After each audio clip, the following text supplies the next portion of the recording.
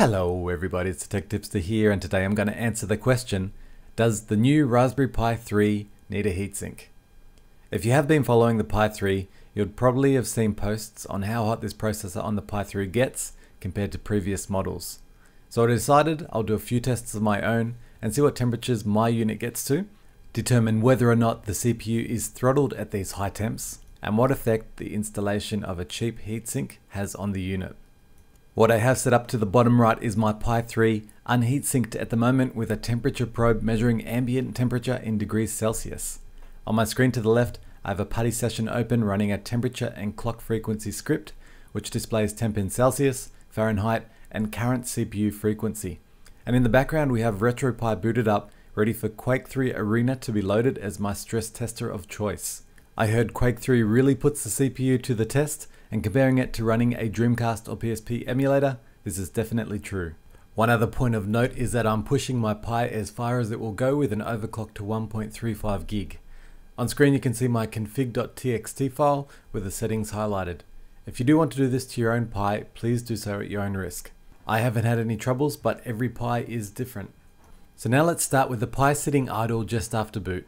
With a 20-degree ambient temperature, my Pi sits at around 50 degrees Celsius or 120 Fahrenheit.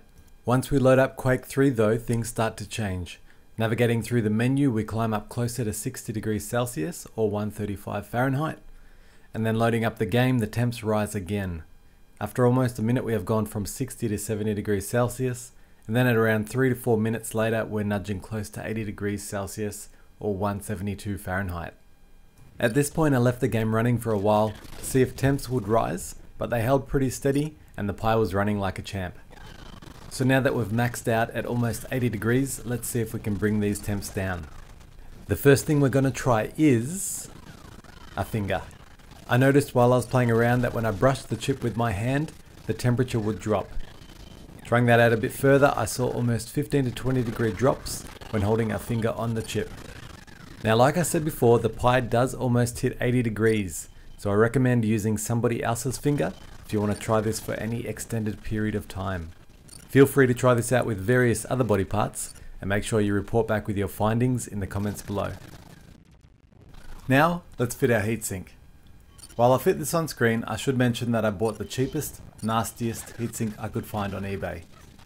This thing cost like 99 cents and doesn't even have a thermal pad or paste applied. I would recommend something with a thermal pad if you do decide to buy one, and this should only cost you a couple of dollars. Prior to fitting it, the temperature was hovering between 77 and 79 degrees Celsius. When I first placed the heatsink on the chip, things looked good, but don't get too excited. It will take some time for the heatsink to warm up and reach a steady state. After another few minutes, we reached our temp. Final results are around 74 to 75 degrees Celsius with the heatsink fitted. This is about a 3 to 5 degrees Celsius drop over no heatsink. So, is it worth it? For how cheap you can get these things, it probably is. And like I mentioned, if you do find a good size heatsink with a thermal pad, you'll probably get a few degrees better than me. So now to answer the question from the start of the video, does the Pi 3 overheat? Now we won't know the answer to this until we see some information from Broadcom on the operating temperatures of their chip. This probably won't happen for a while, so all we can go on is our experience here. So, does the Pi overheat? I don't think so. My Pi has been getting very hot, that's for sure, but I haven't seen any adverse effects from this heat. It's never crashed. I don't see any artifacts in games, and until I see any evidence that people are seeing these things, I'll probably say no, it doesn't overheat. That is just my opinion though, so if you do have a differing opinion or experience, please let me know in the comments. Hope you enjoyed this video guys, please subscribe if you have not already, and I'll see you guys next time.